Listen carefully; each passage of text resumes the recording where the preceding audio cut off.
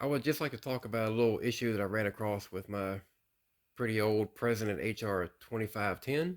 It's a 10 meter radio that I've owned for many years. I've worked a whole bunch of 10 meter 1010 contests, also done some field days with this radio.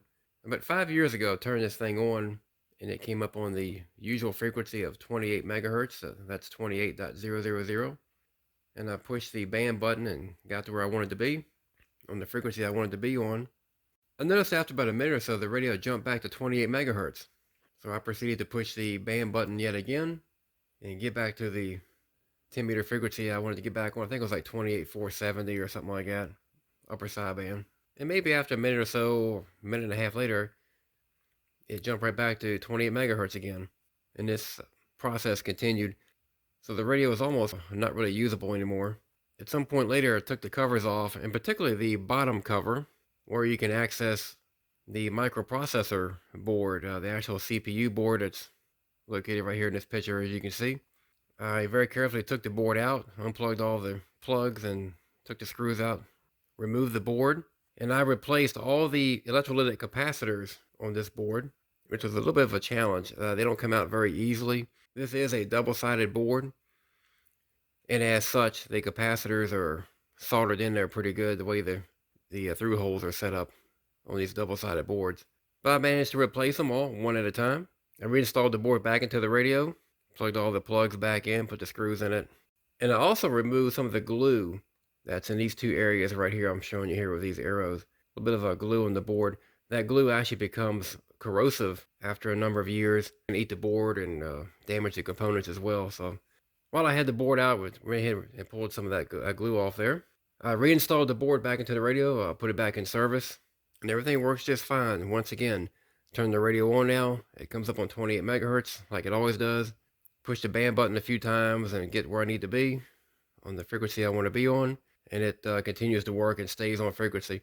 So really what happened here is a situation where one of those capacitors, probably not two or three, but probably just one of them, one of those capacitors had an intermittent failure and would actually cause the microprocessor to essentially reboot, do a restart. And when it did, it put the radio back on 28 megahertz, just as if I had just done a full power on. So this was just a relatively simple fix to restore this radio just by replacing those capacitors. This may be an issue we're going to start seeing more and more. These radios are getting pretty old. These actually came out in 1987, I think, when this thing first came out, something like that. So it's been a number of years now. They're getting up there in age. The other thing is, this fix may actually work for other radios as well.